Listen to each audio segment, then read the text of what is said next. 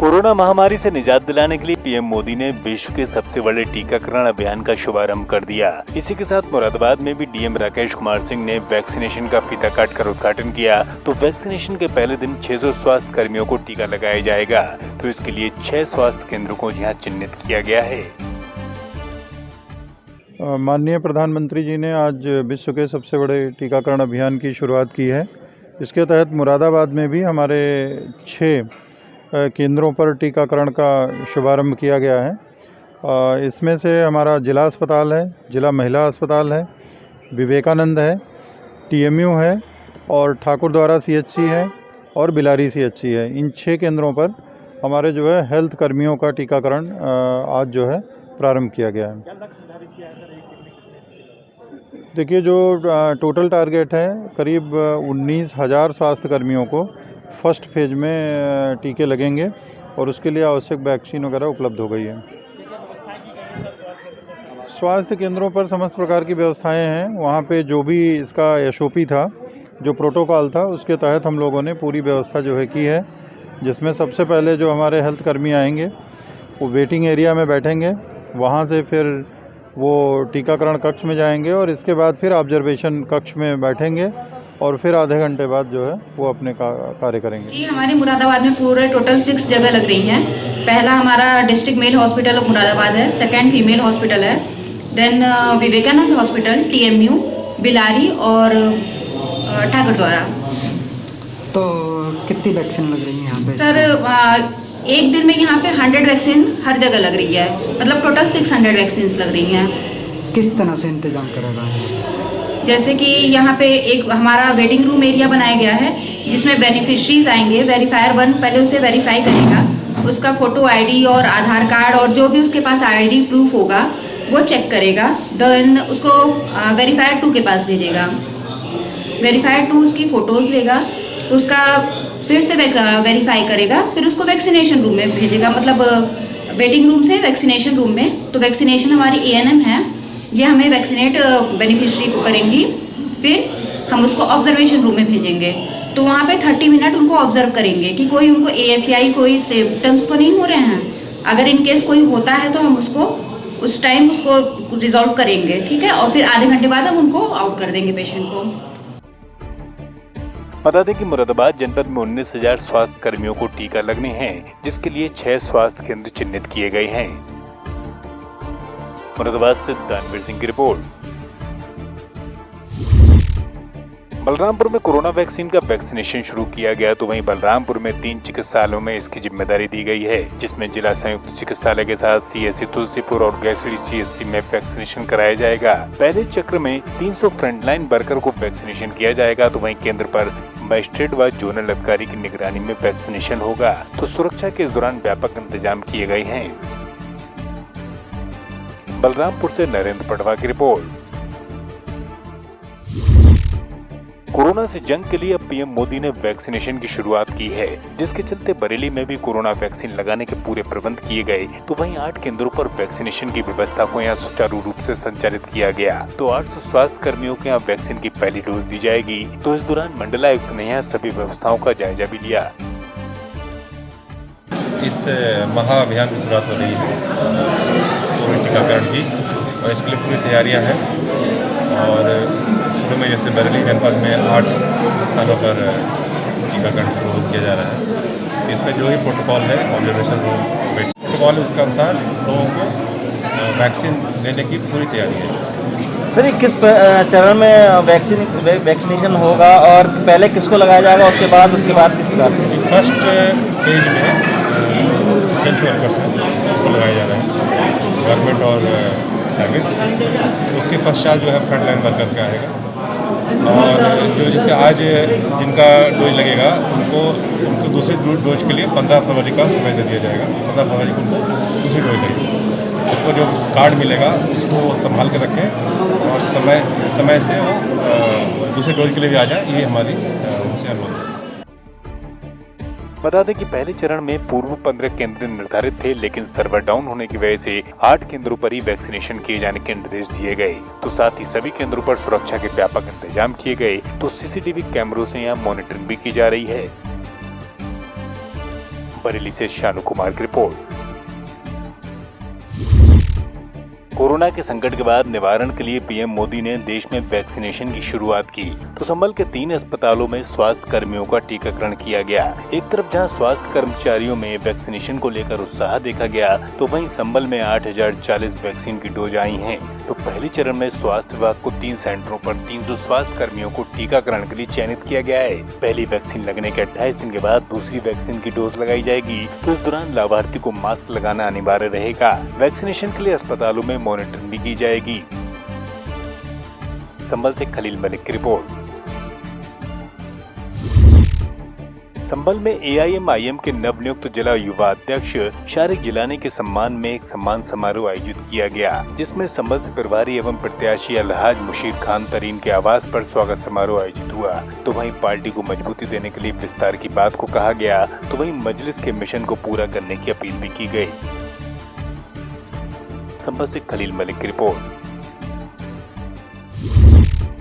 बांदा में 5 साल की बच्ची के साथ हैवानियत की वारदात सामने आई। तो पूरा मामला जिले के गिरवा थाना क्षेत्र का है, जहां हैवान पड़ोसी युवक ने बच्ची को घर से उठाकर दुष्कर्म जैसी वारदात को अंजाम दिया। परिजनों की सूचना के बाद बच्ची को उपचार के लिए अस्पताल में भर्ती कराया गया। तो वहीं अब पुलिस ने आरोपी को हिरासत में लिया है। तो मामले की तफ्तीश जारी है।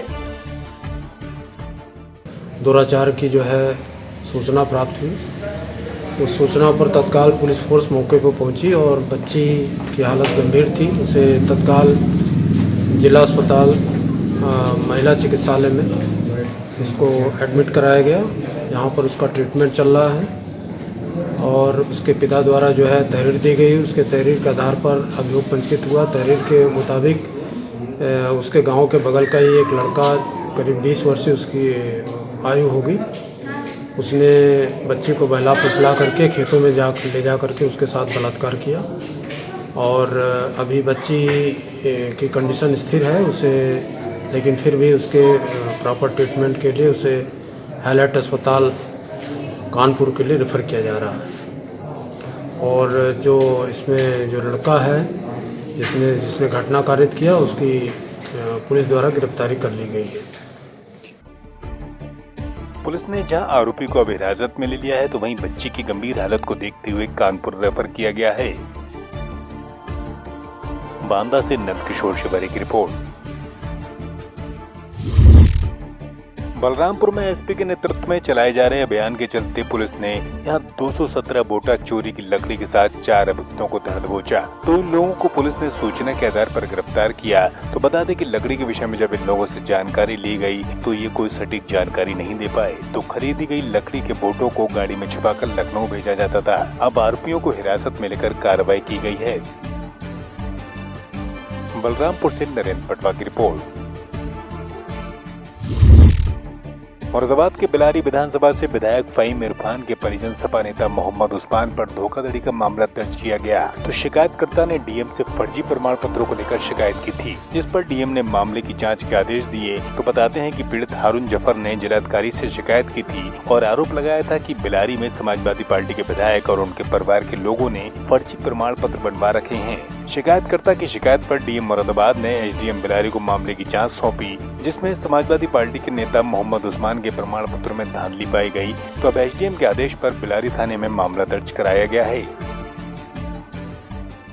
वो मोहम्मद उस्मान पूरे परिवार के साथ दिया गया था, मैं विधायक फहीम के और उसके भाइयों के, जिन्होंने भी बीसी के सर्टिफिकेट बनवाए थे सामान्य जाति के होते हुए, जो तुर्क जाति से संबंध रखते हैं, और उन्होंने झोजा के सर्टिफिकेट बनवाकर गांव से लेकर और जिला पंचायत तक काफ़ी उसके जो इस्तेमाल किए हैं, जो नहायती गलत और नाजायज़ तरीका है, जो किसी का हक मारा गया उसमें। क्या पूरा प्रकरण था? आज उनसे अपना अधिकारी ने शिकायत करी, क्या हुआ है? पूरे प्रकरण में सिर्फ झोजे के लिए ही हमने शिकायत की थी कि ये गलत है, क्योंकि मैं उसी परिवार का हूँ। वो एक ही दादा के हम सारे ख़ानदान से एक औलाद हैं। तो जब हम झोजे के बजाय सामान्य जाति में आते हैं, तो उसी खानदान की आधी औलाद झोजा में कैसे आई। ये हमने शिकायतें की थी और इन्होंने कई बार बीसी के लोगों का हक मार के प्रधानी की है, जो 1995 में इदरीसी जीती के लोगों से जाति के लोगों की छीनी थी। उसके बाद शौकत से ली है, उससे पहले एक बार और रह चुके हैं। ये किसी शिकायतकर्ता का पत्र आया था जिसमें जाति प्रमाण पत्र की शिकायत थी। उसको थाना बिलारी को जांच करके विधिक कार्रवाई करने हेतु निर्देशित किया गया था। जो जाति प्रमाण पत्र बनाए गए हैं तो वो तहसीलदार साहब की रिपोर्ट लगती है उसमें और लेखपाल की रिपोर्ट लगती है, तो ये फर्जी किस तरीके से बना और उसके खिलाफ क्या कार्रवाई? अब वो जांच करके ही कार्रवाई करने का निर्देश जो है। सपा नेता मोहम्मद उस्मान को अपने ऊपर कार्रवाई होने की बात की जानकारी हुई तो अपने पक्ष में उन्होंने एक वीडियो वायरल कर खुद को राजनीतिक तौर पर फंसा हुआ बताया। जाति प्रमाण पत्र के मामले को लेकर कथित तौर पर मेरे खिलाफ एफआईआर होने का जो मुझे जानकारी मिली है वो केवल और केवल राजनीतिक तौर पर एफआईआर लिखाई गई है, क्योंकि मैं लगातार समाजवादी पार्टी में बहुत समय से सक्रिय हूं। पहले मेरे भाई समाजवादी पार्टी से विधायक थे, अब मेरे भतीजे समाजवादी पार्टी से विधायक हैं। मैं खुद 6 मरतबा समाजवादी पार्टी का जिला उपाध्यक्ष रहा हूं। इसके अलावा भी भारतीय प्रधान संगठन का राष्ट्रीय अध्यक्ष हूं। कोऑपरेटिव के क्षेत्र में, बार में और तमाम तौर पर राजनीतिक तौर पर मेरी लगातार सक्रियता रहती है।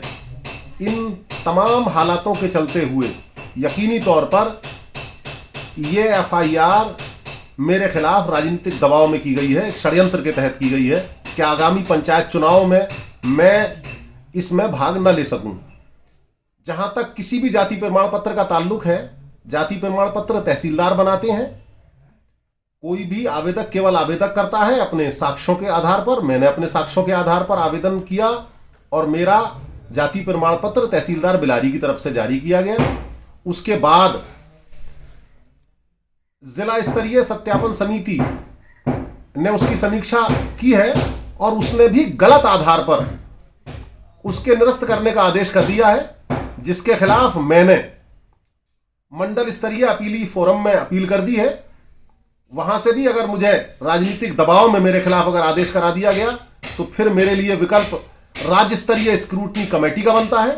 वहां से भी अगर मेरे खिलाफ किसी दबाव में आदेश कर दिया गया तो फिर मेरे पास हाई कोर्ट और सुप्रीम कोर्ट तक के विकल्प मौजूद हैं। वैसे मैं उम्मीद करता हूं कि मंडल स्तरीय फोरम भी हर हालत में तथ्यों के आधार पर फैसला करेगी और वो फैसला मेरे पक्ष में होगा।